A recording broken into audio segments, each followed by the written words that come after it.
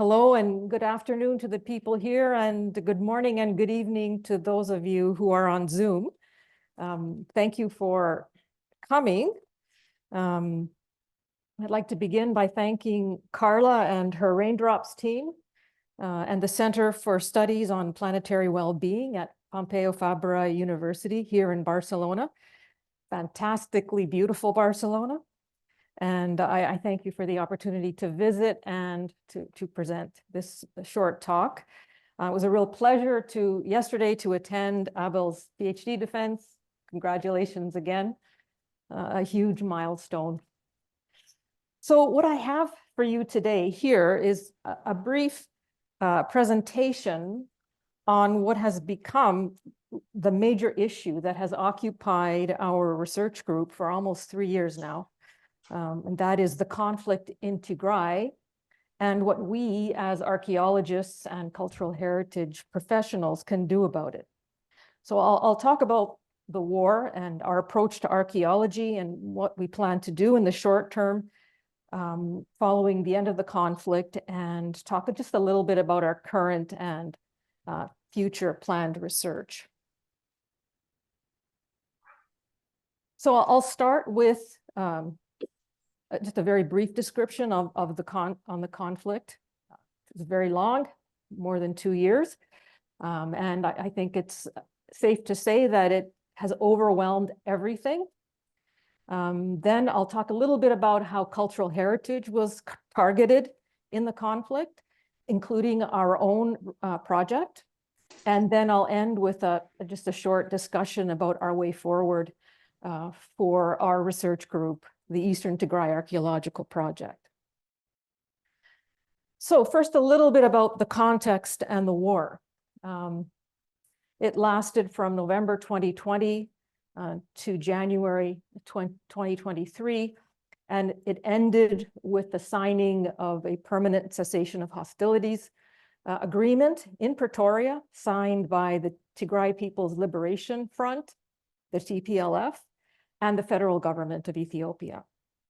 So the main combatants were the TPLF fighting a conglomeration of, or a bunch of allied forces, including the Ethiopian federal government, the government of Eritrea, and several Amhara regional forces who were supported by armaments and drones and so forth sent from the United Arab Emirates, Turkey, China, and Iran, and probably other countries that we don't know about. From the very beginning, the priority was the destruction of Tigrayan civil infrastructure, including hospitals, industry, universities, and schools. Yes, even elementary schools were destroyed. The destruction even went so far as to affect farmer hand tools, hoes and plows, very simple instruments. And, farmers' crops were burnt in many cases. Tigrayans endured a blockade of 2 years, during which time there was no electricity, no municipal water, no telecoms, no banking services, no salaries, and worst of all, no humanitarian aid. So this created severe food and medical shortages, and people were dying from easily treatable illnesses like diabetes. It's been called the deadliest conflict of the 21st century. And I think it still holds that distinction. The overall death toll ranges from around 385,000 to as many as 800,000 deaths. So yeah, you compare it to our conflicts that we have today, 12,000 in Palestine and Ukraine, I don't know how many, and how terrible those are, even though they're much smaller, the death tolls, than Ethiopia. There were more than 895 documented massacres. An estimated 150 to 200,000 people died from starvation, and that continues. Now there's a real concern about the upcoming months that starvation will become an even more serious issue. More than 2 million people were displaced and unable to return to their homes. That figure is still unchanged. and as many as 120,000 cases of gender-based violence and rape committed by all combatants, but certainly it was Tigrayan women who suffered the brunt of those attacks. In March of 2023, the US government determined that war crimes were committed by all combatants, that crimes against humanity were committed by the Eritrean military, the Ethiopian Defense Forces, and the Amhara regional forces, and that the Amhara forces engaged in ethnic cleansing. So the Amhara are the province right to the west of Tigray. So many observers argue that there was definitely genocidal intent, at the very least.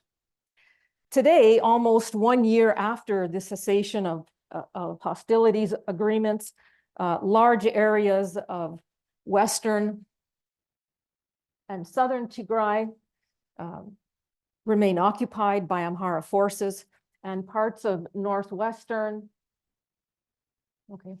and northeastern Tigray, including Arab lands, are still annexed by Eritrea. And the occupied territory includes Gulamakeda Warada, which is the region of our study area. So we are faced really with a region that has suffered significant trauma experienced by all sectors of Tigrayan life: farming, education, healthcare, commerce, everything. And if all that weren't bad enough, it was also very clear from the beginning that the destruction and looting of cultural heritage sites took place on a large scale. And it was encouraged, or at least sanctioned, by the occupying forces. This included places of worship, specifically Orthodox Christian churches.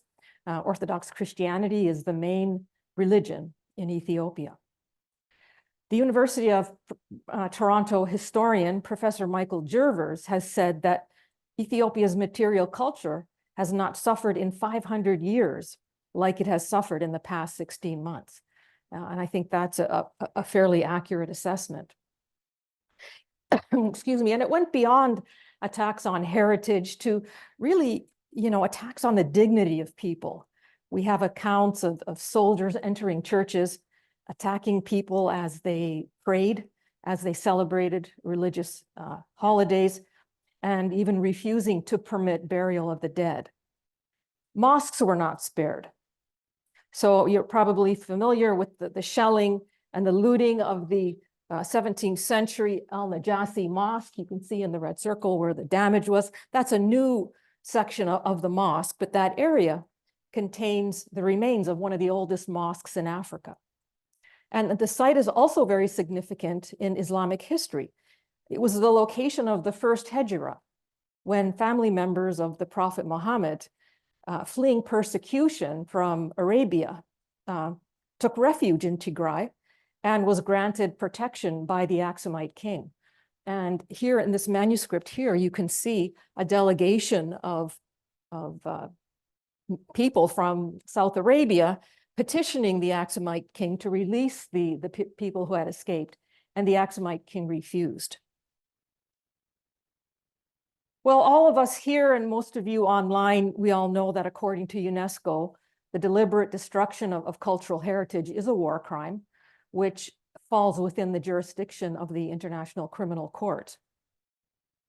And although humanitarian issues, in my opinion, should be the most important at this moment, still the destruction of tangible and intangible heritage adds an additional appalling component to the overall intent to decimate the Tigrayan people.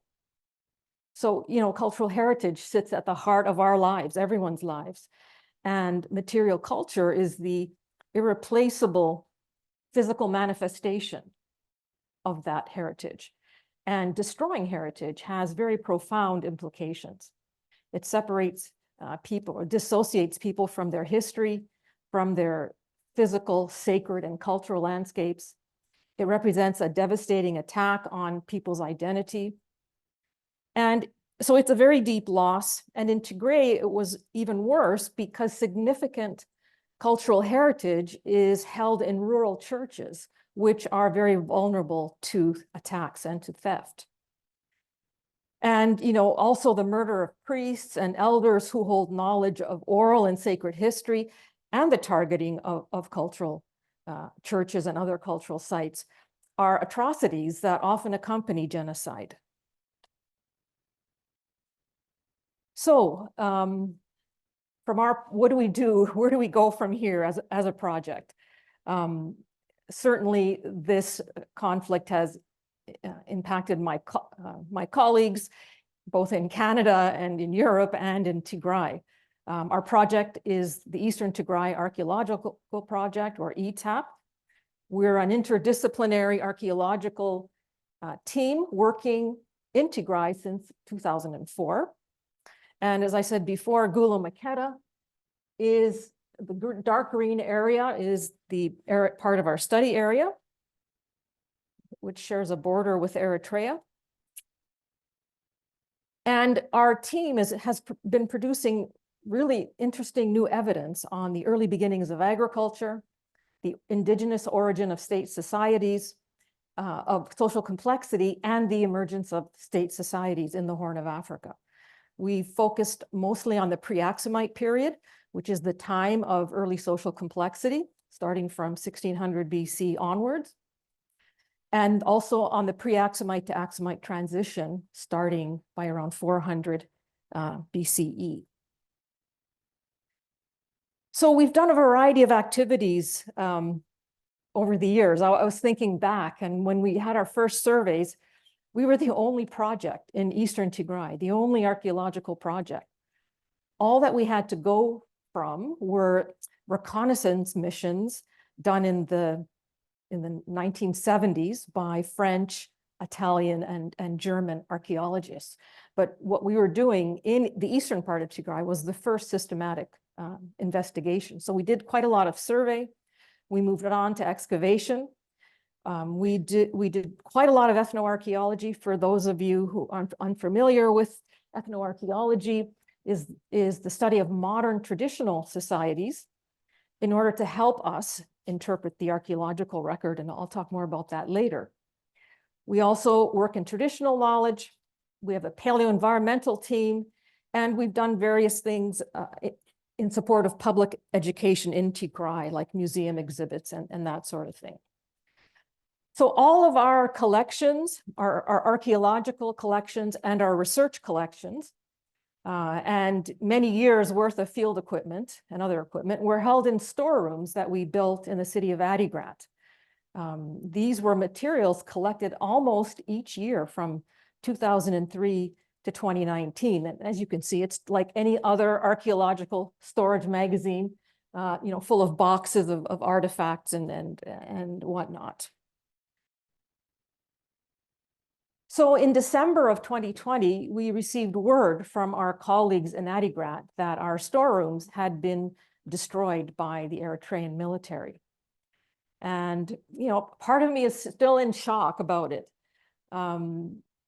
They held really a unique material record of well over 300,000 artifacts and other cultural remains spanning several thousand years of Tigrayan history. And prehistory. We even have a few Middle Stone Age artifacts, but primarily from the late Stone Age to the Aksumite, pre-Aksumite, and then into the medieval period. So we had, at the current count, because I'm still compiling the numbers, more than 28,000 diagnostic ceramics, over 33,000 stone tools, and then archaeobotanical, geological, and zooarchaeological collections, reference collections that were years in the making. So for example, I started an archaeobotanical reference collection on my second trip to Tigray in 1997, and added to that collection through the years. Luckily, I gave a duplicate copy to Addis Ababa University, but now there isn't one for Tigray, which is where that collection was designed for. So, and as you can imagine, they were created thanks to funding through several major grants, mostly from the Canadian government, but then some of my collaborators also brought their own funding. And there were the focus of 13, at least 13 theses, with a potential for a lot more. So this is what we're faced with. Before we can move on, I think we have an obligation to try to recover the remains. If anyone here or online has any previous experience with how to handle this, I gratefully accept your advice. But yeah, we had a preliminary attempt at recovery this October when we were there. And to my surprise, we found evidence which I think suggests what exactly happened or what took place during the destruction. So from what I can tell, most of the artifacts, of course, all the equipment and even the shelves and all the jerry cans, everything, were taken away by the Eritreans because, if not, there should be a huge mountain of potsherds, right? I think they even took away most of the body sherds.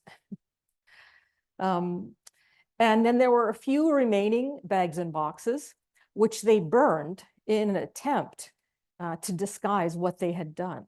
So, for example, we found up here at the top, we found plastic bags that were melted together and melted sort of around the artifacts.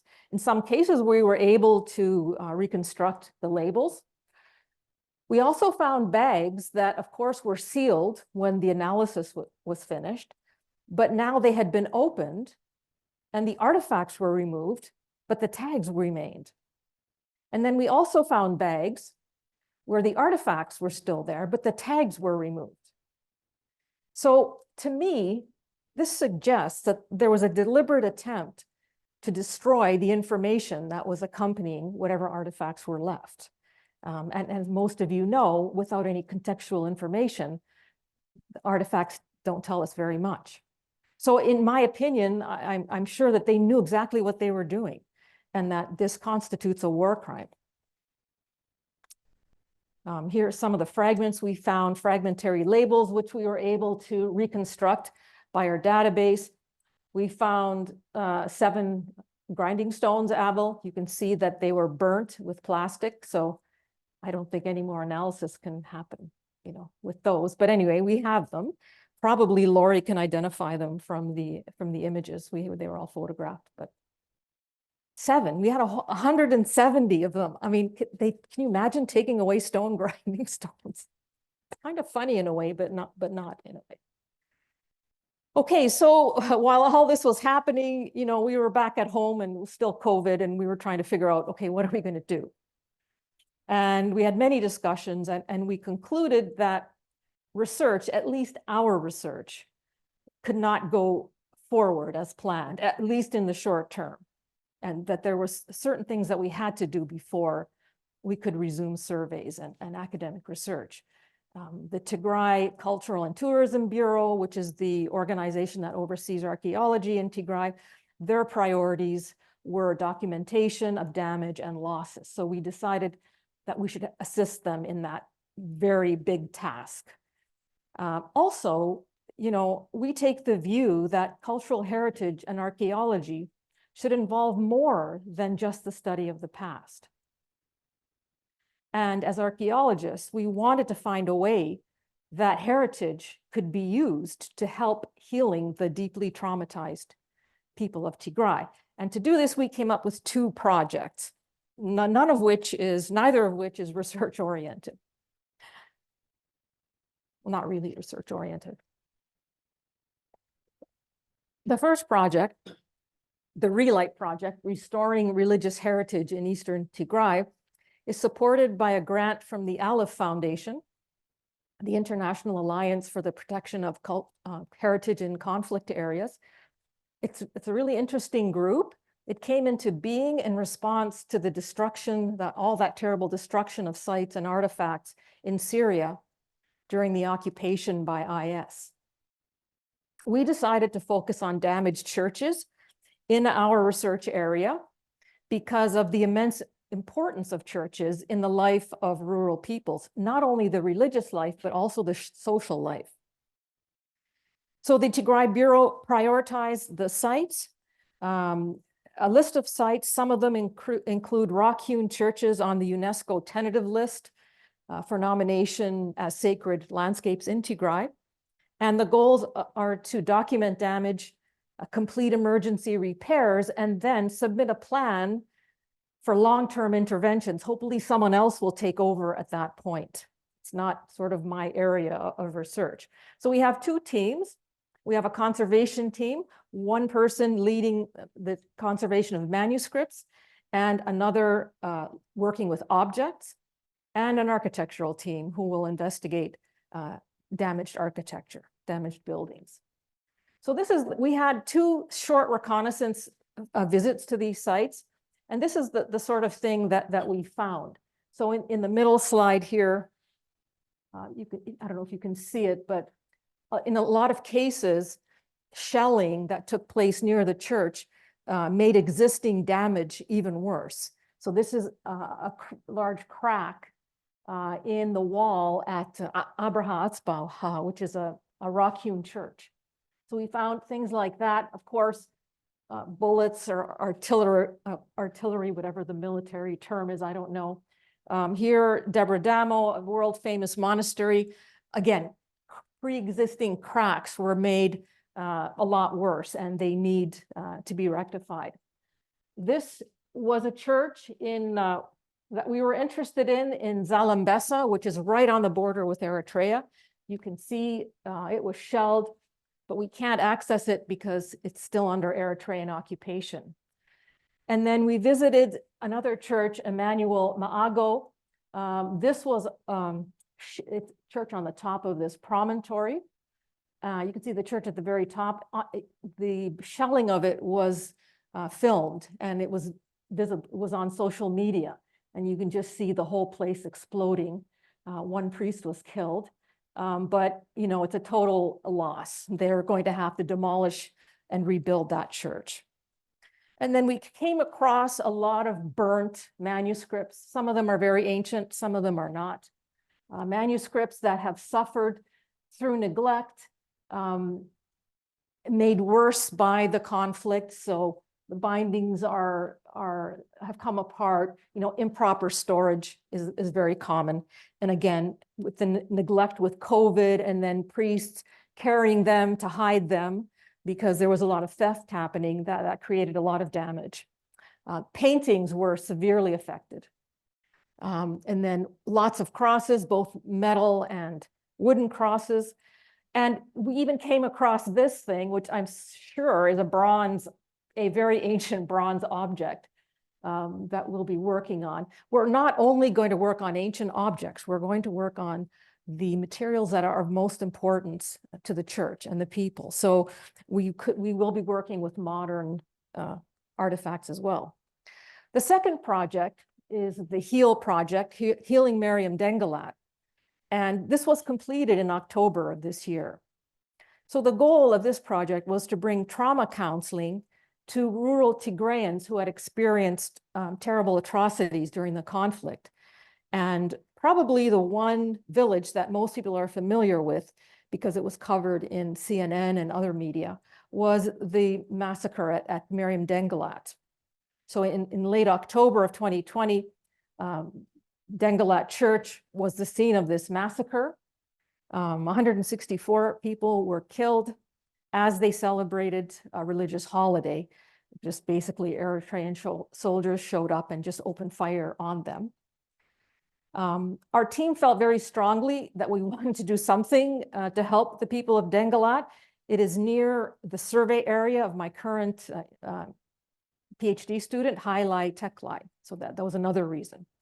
I very reluctantly said, okay, we'll try fundraising, because I know how difficult it was. But my university stepped in, big surprise, and we managed to raise enough funding to put on the project. And the goal of HEAL is to support the priests and elders of the Orthodox Church of Mariam Dengalat to assist rural peoples to obtain trauma counseling. In large rural areas of Tigray, in those areas, there's very little access to social services. And there are nowhere near enough social workers or counselors to work with everyone. But there are a lot of priests, hundreds of priests, and priests act as counselors. And they often visit the homes of their parishioners on a regular basis. Like I remember growing up, every now and then the priest of my mother's church would show up at the door. They still do that today. So they play a really important role. So our intention was not to replace the counseling role of the church, but to support it. So we designed an approach that integrated cultural and religious practices with mental health concepts. And this was brilliantly done by our team members, Hagos Gebramariam, who's a sociologist from Tigrai University and who is from Mariam Dengalat, and Brenton Diaz, who is a social worker and trauma therapist from York University in Canada. And we brought Brent over and they implemented the workshop, which was a really good success. I still can't believe how successful it was. But now other regions want the same training. And so we're trying to figure out how that's going to happen. So the last area that I want to speak a little bit about, Carla asked me to talk a little bit about our current research and where to next after the HEAL project, after the Relight project. After we clean up the storerooms, then it'll be time to resume our work. We continue with analysis and publication of the Mesbur sites that those of you who were at the defense learned about yesterday. The results from Mesbur, again, much to my surprise, have significantly revised our knowledge of the pre-Axumite period. This was the time of the earliest complex societies in the Horn of Africa, so from 1600 BCE onwards. So archaeologists at one time, and a few still today, believe that the Sabians, people from the kingdom of Saba across the Red Sea in Yemen, who visited the Horn at around 850 BCE. Definitely they were visiting. Some people, we used to think that the Sabians were responsible for the development of social complexity and political centralization in the Horn of Africa. But our excavations at Mesbur and work also done by others at other sites have indicated otherwise, that social complexity and trade networks were already in existence by the time that the Sabians arrived. So at Mesbur, we have several lines of evidence in support of this. So we uncovered the evidence of elite architecture at Mesbur. You can see a map of this very large building that was rebuilt a few times. We excavated it. There was no evidence whatsoever of any Sabian material culture. So all of the pottery was pre-Axumite from the Horn of Africa, indicating a dwelling of indigenous elite people. And the development of social inequality is a feature of early complex societies. We have evidence for trade in obsidian, stamp seals, beads, carnelian beads, which is also a feature, not exclusively of early complex societies, but is one of them. We have evidence for craft specialization. This was the work of my former PhD student, Elizabeth Peterson, who did a study of a sample of the thousands of scrapers that we had from the site, did use-wear analysis and determined that most of them were used in the production of hide on a great scale, on a scale that was more than what could be consumed in the region of Mesbur. And so craft specialization is another feature of early complex societies. And probably most importantly, we demonstrated that the pre-Axumite period extended back at least 600 years before the arrival of the Sabians. So what that tells us is that the indigenous people in the region had a long-established culture, and they were active agents in dealing with Sabian visitors, not merely passive recipients of their civilization and culture and so forth. And when the Sabians did arrive, they likely had to negotiate with indigenous people who already had trade networks. Probably they came because of incense. That region is a major, even today, a major production area for incense. And it was a huge trade item in those days. And that's what brought the Sabians. And they came and they established some outposts. And it was a peaceful, it seems to have been a peaceful interaction. Another area where we have made some interesting finds is in the area of ethnoarchaeology. As I said before, that ethnoarchaeology involves the study of modern societies, traditional societies, to generate models to help us interpret the archaeological evidence. We don't make direct equivalencies between the two, but because it's non-mechanized, then the issues and the problems that traditional farmers face today would be similar than what was faced in the past. So we have an interesting case where our ethnoarchaeological studies predicted the presence of indigenous small-grained African crops many years before Abel actually recovered them from the archaeological record. So it's a really interesting case of ethnoarchaeology. We had three sources of evidence for this. So the first was studies of crop processing, which was my first project in Tigray in 1997. And immediately, I noticed that there were two different processing sequences. One for large-grained cereals, mostly wheat and barley, which were imported from the ancient Near East.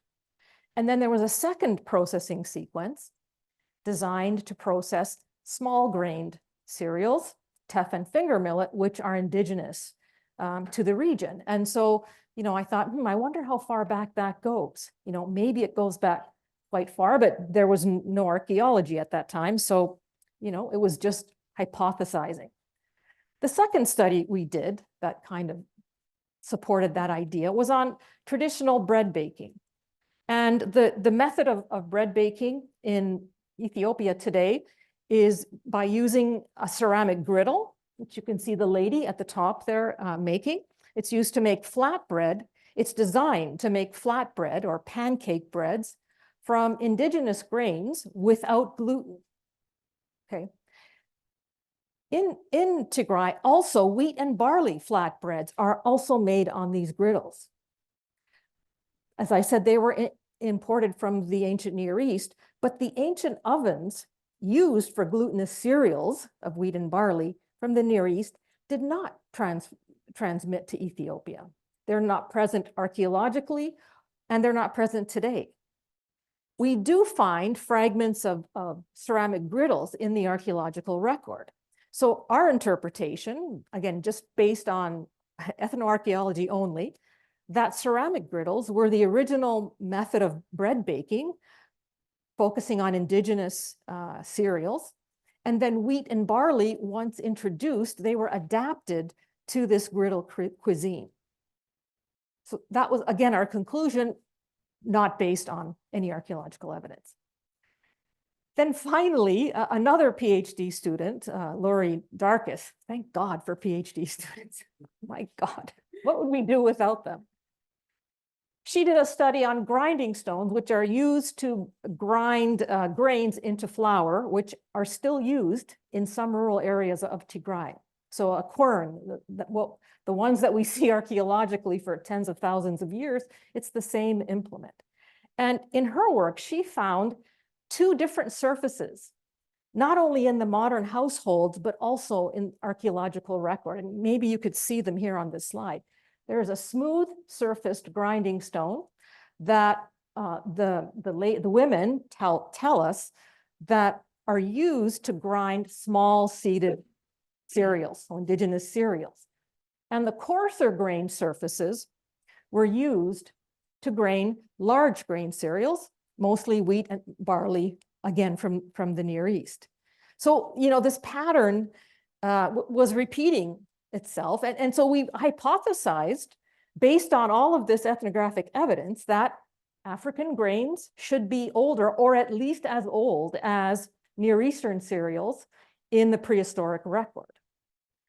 But for many years, the archaeological evidence demonstrated almost no indigenous grains. It was dominated by Near Eastern.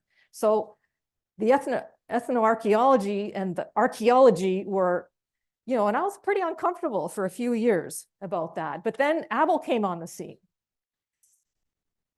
So before Abel's work, the only direct evidence we had of the plants was in the form of grains that were charred. And here's an example of barley grain from Mesber. But Abel did something different. He sampled ancient grinding stones for very tiny remains of plants, phytoliths and starches. And he found evidence of a type of grass, a group of grasses that could include indigenous African cereals, teff and finger millet, or wild grasses. And also damage on the phytoliths demonstrated that they were intensively processed. And the image on the top shows some of the identifications that Abel made. So thanks to this work, now we know that both indigenous African cereals or grasses and Near Eastern cereals have been present and processed in the Horn of Africa since the beginning of the pre-Aksumite period, since about 1600 BCE. And this, at this point, constitutes the earliest evidence that we have for agriculture in the broader region. Just a few minutes or a couple of sentences about the paleo-environmental team that's working with us, led by Professor Valerie Terwilliger. They have been doing several types of paleo-environmental analysis, and the goal is to provide very fine-grained environmental data for the past 4,500 years. And because it's so localized, it will enable us to judge whether or not or how environmental changes impacted or people during the pre-Aksumite and Aksumite period interacted with the environment. So this is ongoing work. It's not really completed. So she provided a summary slide here with dates at the bottom. So the top graph, the brown graph, shows the relative abundance changes of C4 plants, which is an indicator of agricultural intensity. And as you can see here, it's quite high in the pre-Aksumite period. And then after a drop, there's steadily increased during the Aksumite period, which makes sense because we know that agriculture came there for the first time during the pre-Aksumite period. The middle graph shows changes in moisture as inferred from hydrogen isotopes, showing, again, more precipitation early on in the record, and then in the pre-Aksumite period, and then steady or maybe slightly rising through the Aksumite period. And the bottom red graph is combined charcoal records that demonstrate the greatest frequency of burning also took place during the pre-Aksumite period, decreasing as fires continued during the Aksumite period. And by the mid to late Aksumite period, it reaches its lowest point over the past 4,500 years.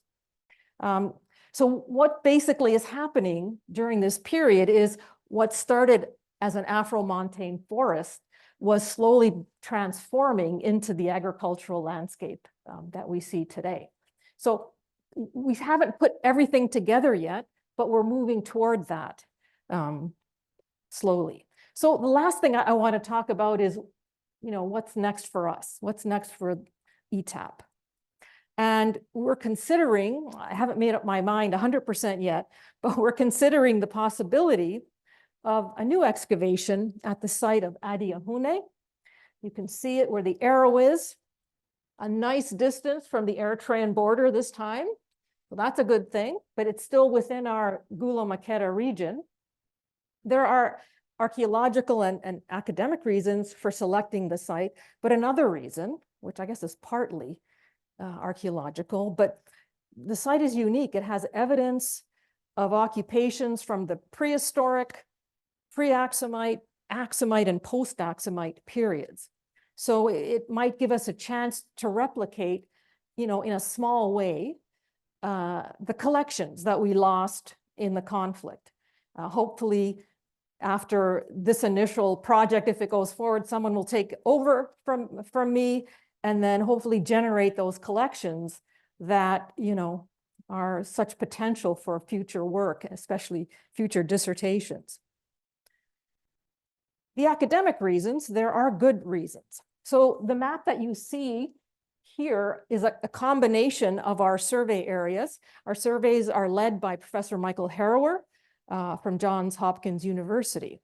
And his most recent work, he's demonstrated significant clustering of sites around Adiahune. That's the red area. Mesbur is up there. So there's some clustering with Mesbur, but Adiahune is a real hotspot using the statistical methods that he used. Abel, don't ask me, you can ask Mike. I know you. Don't ask me about the statistics.